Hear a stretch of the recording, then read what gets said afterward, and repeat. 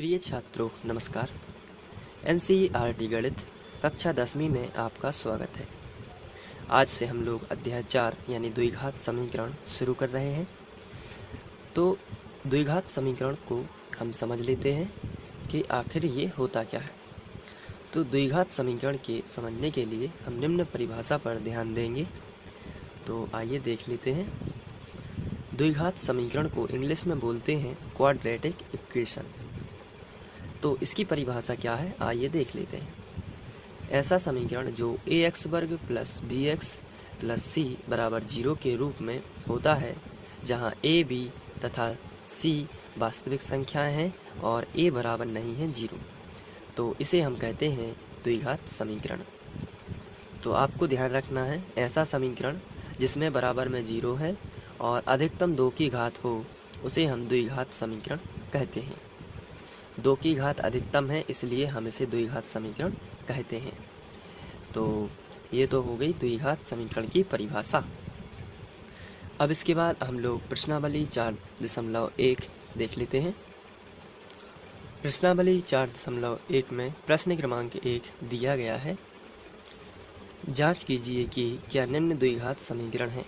तो हमें ये 8 क्वेश्चंस दिए गए हैं और हमें जांच करना है कि क्या ये द्विघात समीकरण है। तो चलिए अब हम लोग पहला क्वेश्चन लेते हैं।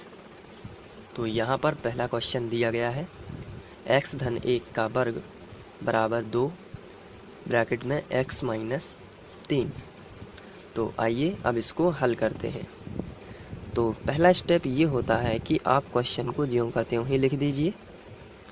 तो हम क्वेश्चन को ज्यों का त्यों लिख देते हैं, x धन 1 का वर्ग बराबर 2x माइनस 3। सबसे पहले आपको ज्यों का त्यों लिख देना है। अब यहाँ पर x प्लस 1 का वर्ग लिखा है, तो हम सर्व समीका लगा देते हैं a धन b का होल वर्ग, a धन b का होल वर्ग, और ये सर्व समीका होती है a वर्ग प्लस b वर्ग प्लस 2ab। ये यहाँ पर सर्व समीका होती है, लेकिन a का मान हम लोग x मान रहे हैं और b का मान 1 मान रहे हैं। तो यहाँ पर हम लोग देख रहे हैं a वर्ग, तो a का मान कितना था x, तो यहाँ पर हो जाएगा x वर्ग प्लस लगा है तो प्लस, b का मान कितना था 1, इसलिए आप यहाँ पर लिख दोगे 1 का वर्ग प्लस लगा है तो प्लस 2। a का मान आप यहाँ पर देख सकते हो कितना माना था x, तो x गुणित b का मान कितना माना था 1, तो 1 लिख दो। इसके बाद हम इसको सॉल्व कर लेते हैं। x वर्ग ज्यों का त्यों, 1 का वर्ग 1 ही होता है। यहाँ पर 2 का गुणा x में होगा तो 2x, और 2x से कम 2x ही आएगा। तो कुल मिलाकर x प्लस 1 का स्क्वायर जो है वो कितना आता है, x वर्ग प्लस 1 प्लस 2x। तो आइए इसको हम फेयर में लिख लेते हैं, x वर्ग प्लस 1 प्लस 2x बराबर। अब यहाँ पर आपको ध्यान से देखना है, 2 का गुणा x में होगा और 2 का गुणा -3 में भी होगा। तो चलिए करते हैं। सबसे पहले 2 का गुणा x में करेंगे तो आएगा 2x, माइनस लगा है तो माइनस, और 2 दिया 6। और जब भी यहाँ पर बराबर चल रहा हो तो हम यहाँ पर इम्प्लाई जेड का यूज कर सकते हैं।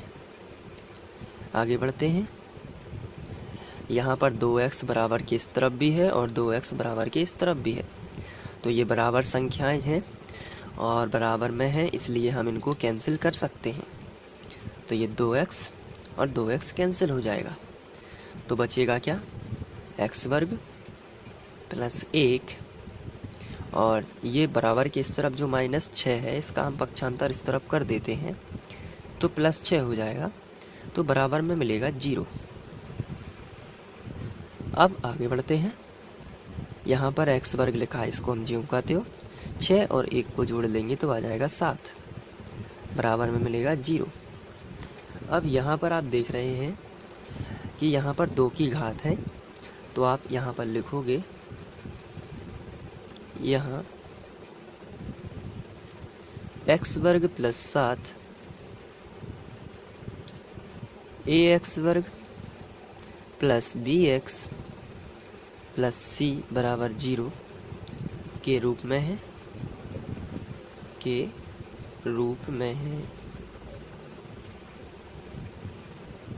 और b का मान यहाँ पर है नहीं है, इसलिए b बराबर आपको लिख देना है 0।